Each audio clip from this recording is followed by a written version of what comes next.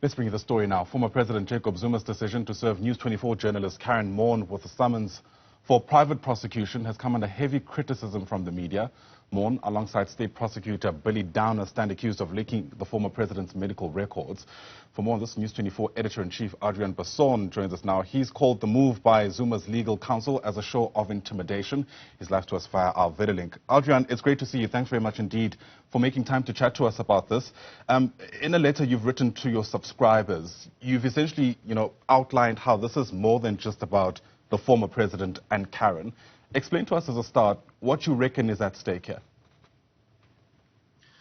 Good morning, Ayana. Thanks for having me. Absolutely. We believe that this is an extremely cynical and dangerous move by the former president to ask for a journalist to be imprisoned.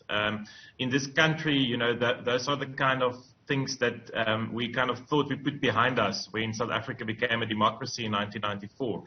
And Mr. Zuma himself, a former president, swore allegiance to the Constitution that enshrines and protects freedom of the media and freedom of expression. So whatever Mr. Zuma might think, or people might think of the merits of this case, just the fact that he's going the way of a criminal prosecution against a journalist and asking her to be imprisoned is, I think, a grave, grave danger and a perilous moment in our country's fight for media freedom. We believe that this case is essentially against the NPA and Advocate Downer. We know that Mr. Zuma has laid a criminal complaint against Advocate Downer last year. That was investigated by the police service, handed over to the NPA, who declined to prosecute, who said there was absolutely no case against Advocate Downer for allegedly leaking documents to our journalist Karyn Maughan. And on the basis of that, Mr. Zuma's lawyers then got a so-called non-prosecute certificate to privately institute a prosecution against Advocate Downer. Out of the blue, they've now added Karyn Maughan, our specialist legal journalist, as the so-called second accused in this matter, without ever having laid a criminal complaint against her, or this complaint being investigated by the police service. We also believe that, when politicians or people that we write about have complaints against the media, it's obviously openly free to them to go to the press ombudsman or to institute civil proceedings. But that's what makes this case so extraordinary, Ayana, is that he's going for a criminal trial. Yeah. If the case itself doesn't have merit, what do you reckon is the strategy here? We think it's a nonsense case. If you look at the matters of the fact, you will know it's absolutely normal for journalists in their course of duty to ask for court papers. These were not some secret documents laying on the NPA's desk. Karyn Maughan did what any proper journalist covering a court trial do, and asked for people involved in the case for the court papers. It was given to us late in the afternoon before the matter was due to be heard in court, but these were during the times of COVID. My understanding is that the NPA had filed this via email to the court by then. Now, all papers filed to court is public records. So this was literally what we did. We asked for public records. We were given those records and reported on it. I don't think that, and on the advice of our legal team, there's really no case here against a journalist, against Karyn Maughan. So then we must ask ourselves, why did Mr. Zuma bring this case? And Ayanda, I think that this is really about targeting journalists. I think this is about harassing Karyn, about intimidating and warning journalists like Karyn to say, if you're going to report without fear or favor on this case, we're going to come for you. Karyn has been reporting on this matter for almost 20 years. She has substantial institutional memory. She knows the facts of the matter, and I can just imagine that her reporting and her live reporting on matters involving Mr. Zuma must be really annoying to him and his coterie of supporters.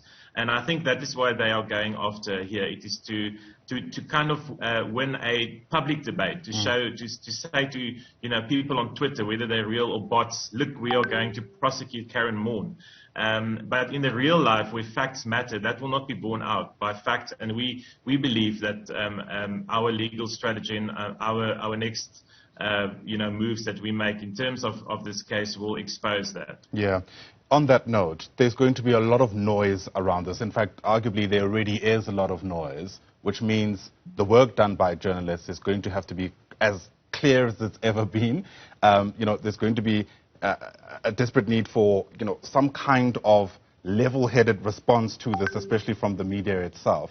How do you reckon colleagues in the industry ought to be responding to this? Because arguably, there's a renewed spotlight, if you like, on the work that we all do. Yes, I think the most dangerous thing about such an approach is that it has a chilling impact or a chilling effect on the work of journalists. So I'm certainly asking my journalists, and specifically Karyn, not to stop reporting. In fact, we must report as good as ever, and we must unearth stories involving Mr. Zuma and others. You know, when politicians try and intimidate us through threatening us with jail time, that discourage journalists from doing these stories, or even discourage a young generation of journalists who wanted to pursue this kind of career from doing that. So I think it's very important that we stand firm, that we stand in solidarity with each other. I've been greatly supported this week. We've been supported by the South African National Editors Forum, by the Commission for Free Expression and others, Media Monitoring Africa and others, saying that this case doesn't hold water. This is a blatant attack on media freedom. So I think continue doing your work, do it without fear or favor. Obviously, always make sure that you get your facts right, and don't be scared. Yeah. Is it a foregone conclusion that News24 will be supporting Karyn in court? Absolutely. We will support her in whichever way possible, legally, also through our journalism, and also as an industry.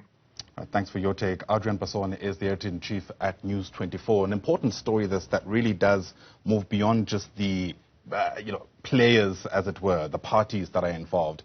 It raises all kinds of questions around how prominent political figures respond to members of the media. Once again, Adriaan Basson, thanks very much indeed for your time.